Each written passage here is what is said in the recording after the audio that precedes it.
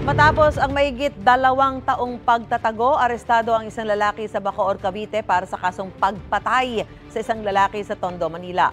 Gate na akusado, dinipensahan lang niya ang kanyang sarili. May unang balita, si Bea Pinlac.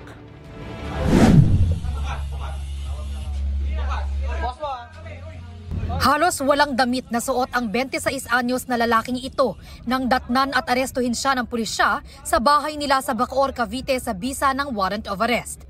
Ikaw ay may karapatan manahimik at magsawalang tipo. Matapos pagbihisin, diniretso na siya sa kulungan.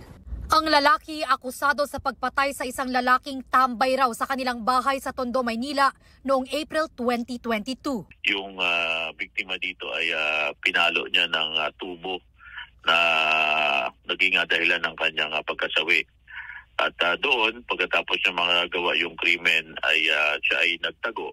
Sa kuha ng CCTV, may isa pang lalaki na kasama ang akusado. Pero ayon sa pulisya, doon sa nakita nating video, dalawa sila doon pero hindi natin alam kung bakit isa lang ang may warrant of arrest.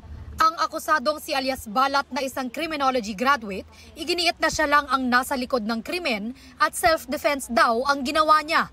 Pinapaalis niya raw sa bahay nila noon ang biktima na aniya ay sangkot sa iligal na droga. Hindi po, ako lang po yun. Parang nagalit po sila dahil pinapaalis. May binunot siya na patalim noon that time. Kaya siguro na-provoke tayo, hindi naman natin gusto. Self-defense naman po yung nangyari. Kumbaga, di lang natin gusto yung kinalabasan dahil nga natuluyan yung tao.